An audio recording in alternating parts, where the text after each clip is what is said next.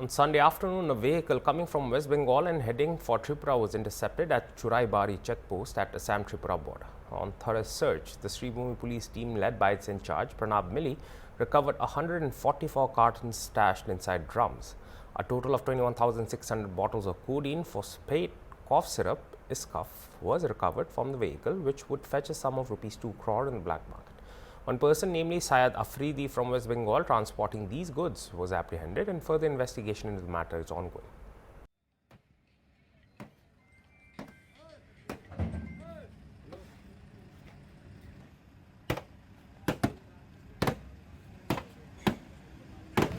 Hey,